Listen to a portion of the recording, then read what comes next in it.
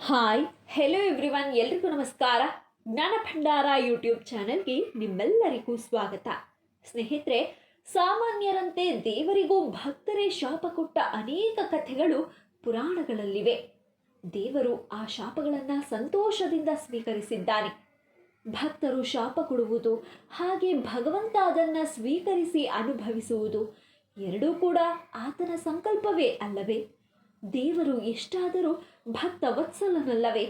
ಹಿರಣ್ಯಕಶ್ಯಪು ತನ್ನ ಮಗ ಪ್ರಹ್ಲಾದನಲ್ಲಿ ಕೇಳುತ್ತಾನೆ, ನಿನ್ನ ಹರಿ ಎಲ್ಲಿದ್ದಾನೆ ಎಂದು. ಪ್ರಹ್ಲಾದ ಹೇಳುತ್ತಾನೆ, ಹರಿ ಎಲ್ಲೆಲ್ಲೂ ಇದ್ದಾನೆ. ಹಿರಣ್ಯಕಶ್ಯಪು ಕೇಳುತ್ತಾನೆ, ಅರಮನೆಯ ಈ ಕಂಬದಲ್ಲಿ ಇದ್ದಾನೆಯೇ ಎಂದು. ಪ್ರಹ್ಲಾದ ಹೌದು ಎನ್ನುತ್ತಾನೆ. ಹಿರಣ್ಯಕಶ್ಯಪು ಕಂಬಕ್ಕೆ ಹೊಡೆದಾಗ ಆ ಕಂಬವನ್ನ ಹೊಡೆದು ನರಸಿಂಹ ಹೊರಗೆ ಬರುತ್ತಾನೆ. ತನ್ನ ಭಕ್ತನ ಮಾತನ್ನ ಉಳಿಸಲು ಹರಿ ಕಂಬದಲ್ಲಿಯೂ ಅಡಗಿದ್ದ. ಹೀಗೆ ಭಕ್ತರ ಮಾತನ್ನ ಉಳಿಸಲು ದೇವರು ಏನು ಬೇಕಾದರೂ ಮಾಡುತ್ತಾನೆ. ಅಂಥದ್ದೇ ಒಂದು ಕತೆ ಇದು. ಹೌದು, ನಾರದರೆ ಶ್ರೀಹರಿಗೆ ಶಾಪ ಕೊಟ್ಟಂತಹ ಕಥೆಯನ್ನ ಕೇಳೋಣ. ಆದರೆ ಅದಕ್ಕೂ ಮುನ್ನ ಜ್ಞಾನ ಭಂಡಾರಕ್ಕೆ ನಿಮ್ಮ ಬೆಂಬಲವಿರಲಿ. ಹೌದು, ನಾರದರು ದೇವ ಋಷಿಗಳು, ಹಾಗೆ ಬ್ರಹ್ಮಚಾರಿಗಳು, ಶಾಂತಿ ಮಂತ್ರದ ಸೂತ್ರಧಾರಿಗಳು, ತ್ರಿಲೋಕ ಸಂಚಾರಿಗಳು. ಈ ಕಾರಣದಿಂದಲೇ ಬ್ರಹ್ಮಾಂಡವೇ ನಾರದರನ್ನ ಗೌರವಿಸುತ್ತದೆ.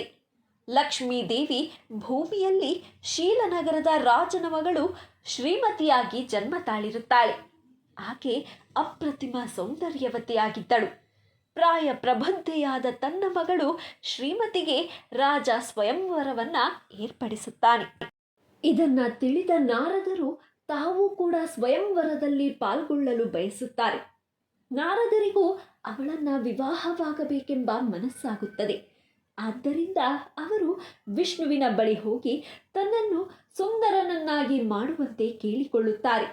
ತಾನು ವಿಷ್ಣುವಿನಂತೆ ಸುಂದರನಾಗಿ ಕಂಡರೆ ಶ್ರೀಮತಿ ತನ್ನನ್ನು ವರಿಸುತ್ತಾಳೆ ಅನ್ನುವ ಭ್ರಮೆ ಅವರಿಗೆ.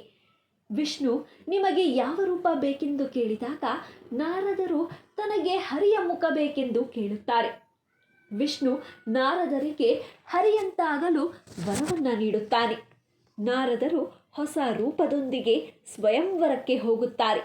ನಾರದರನ್ನ ನೋಡಿ ಶ್ರೀಮತಿ ನಕ್ಕು ಅವರಿಗೆ ಮಾಲೆ ಹಾಕದೆ ಮುಂದೆ ಹೋಗುತ್ತಾಳೆ.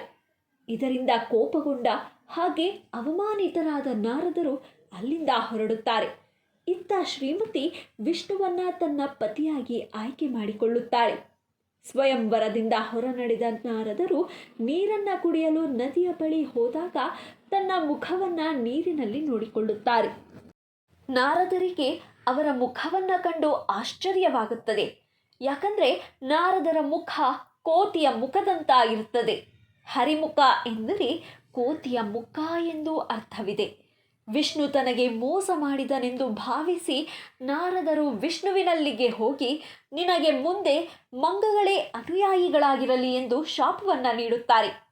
ಶ್ರೀಹರಿ ನಗುತ್ತಾ ಆ ಶಾಪವನ್ನ ಸ್ವೀಕರಿಸುತ್ತಾರೆ. ಮುಂದೆ ರಾಮಾವತಾರದಲ್ಲಿ ನಾರದರ ಶಾಪ ಫಲಿಸುತ್ತೆ. ಹೀಗೆ ಶ್ರೀರಾಮನಿಗೆ ಕಪಿಸೇನೆಗಳೇ ಅನುಯಾಯಿಗಳಾಗುತ್ತಾರೆ. ಶ್ರೀಹರಿಗೆ ತನ್ನ ಪರಮಶ್ರೇಷ್ಠ ಭಕ್ತನಾದ ನಾರದರೇ ಶಾಪ ಕೊಟ್ಟಂತಹ ಕತೆ ತಮ್ಮೆಲ್ಲರಿಗೂ ಇಷ್ಟವಾಗಿದ್ದಲ್ಲಿ ದಯವಿಟ್ಟು ಈ ವಿಡಿಯೋನ ಲೈಕ್ ಮಾಡಿ, ಶೇರ್ ಮಾಡಿ. ಹಾಗೆ ಮತ್ತಷ್ಟು ಇಂಟ್ರೆಸ್ಟಿಂಗ್ ವಿಡಿಯೋಸ್ಗಳಿಗಾಗಿ ನಮ್ಮ ಚಾನಲನ್ನು ಸಬ್ಸ್ಕ್ರೈಬ್ ಆಗಿ, ಪಕ್ಕದಲ್ಲಿ ಕಾಣುವ ಬೆಲ್ ಐಕಾನ್ನ ಕ್ಲಿಕ್ ಮಾಡಿ ಅಂತ ಹೇಳ್ತಾ, once again thank you guys. Take care. Bye.